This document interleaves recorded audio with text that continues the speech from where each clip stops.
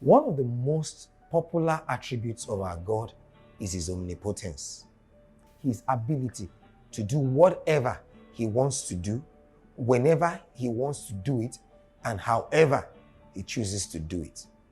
Our God is a God of limitless capacity. Whatever he says happens.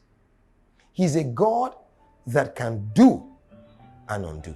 But do you know that in spite of this great ability of our God, he's also a God that operates within boundaries? The Bible tells us that God does not lie. He says that our God will not do evil.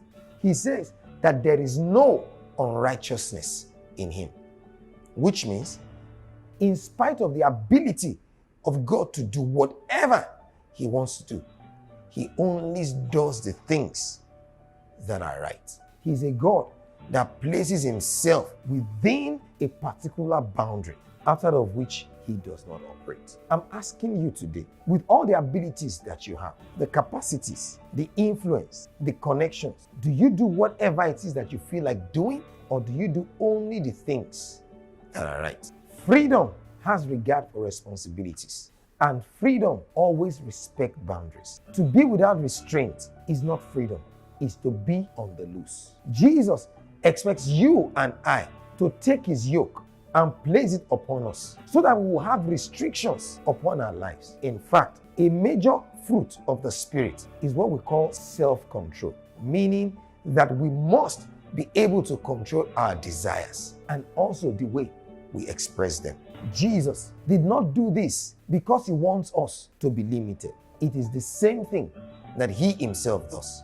He made it clear in his ministry that he does not do just what he wants to do, but only what the Father tells him to do. He also tells us concerning the Holy Spirit that when he comes, he will not speak of himself, but that he will take only of that which is his and show unto you and I. Meaning that Jesus, as well as the Holy Spirit, operate within boundaries in spite of their limitless abilities. I'm asking you today, are you ruled by your capacities?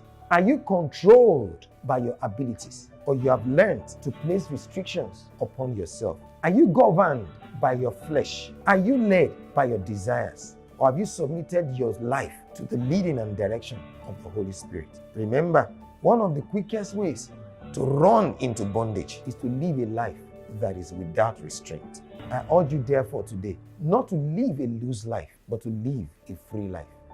A life that is lived within boundaries. My name is BIMBO, and I pray that the Lord richly bless you. Amen.